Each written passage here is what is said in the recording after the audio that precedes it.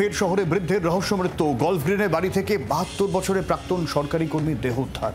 খুন এমনটাই প্রাথমিক ধারণা করছে পুলিশ। বৃদ্ধের জামাইকে পুলিশ আটক করেছে। ২০ দিন আগে বৃদ্ধের মেয়ের বিয়ে হয়েছিল বলে স্থানীয় পুলিশ সূত্রে খবর। তারপরে কি হলো, কি জানা যাচ্ছে?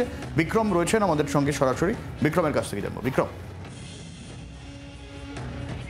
দেখো, গল্ফগ্রিনের কলাবাগান লেনের এই বাড়িতেই এক রক্তাক্ত অবস্থায় এক বৃদ্ধের দেহ উদ্ধার হয়। ৭২ বছরের ওই বৃদ্ধ এজি বেঙ্গলে চাকরি করতেন। অবসর নেওয়ার পরে সপরিবারে তিনি এই বাড়িতেই থাকতেন। মূলত এই বাড়িতে একদিকে তিনি, তার স্ত্রী, তার ছেলে এবং তার মেয়ে এখানে বসবাস করতেন। ২০ দিন আগে তার মেয়ের বিয়ে হয়েছে এবং যেটা প্রাথমিকভাবে পুলিশ সূত্রে জানা যাচ্ছে, আজকে পুলিশের কাছে খবর যায় যে এই বাড়িতে রক্তাক্ত অবস্থায় একটি দেহ বাড়ির সিঁড়ির কাছে উঠোনে পড়ে রয়েছে। তারপরেই ঘটনাস্থলে পৌঁছায় গল্ফগ্রিন থানার পুলিশ এবং কলকাতা পুলিশের হোমিসাইড শাখার আধিকারিকরা। প্রাথমিকভাবে যে ইনজুরি মার্কসগুলো রয়েছে দেখে পুলিশের অনুমান করে যে এই বৃদ্ধ কার্যত ফল ফ্রম হাইটের কারণে মারা গিয়েছে, কারণ মাল্টিপল ইনজুরিজ রয়েছে। কিন্তু পরবর্তী ক্ষেত্রে পুলিশ সূত্রে যেটা জানা যাচ্ছে যে ধরনের ইনজুরিজ পাওয়া যাচ্ছে সেক্ষেত্রে কিন্তু কার্যত ওই বৃদ্ধ পড়ে গিয়ে তার মৃত্যু হওয়ার আগে তার শরীরে একাধিকবার আঘাত করা হয়েছে, এমনটাই মনে করা হচ্ছে। প্রাথমিক অনুমান পুলিশের যে বৃদ্ধকে হত্যা করা হয়েছে এবং ইতিমধ্যেই ওই বৃদ্ধের জামাই, তাকে আটক করে পুলিশ জিজ্ঞাসাবাদ করছে। অনেক ধন্যবাদ বিক্রম।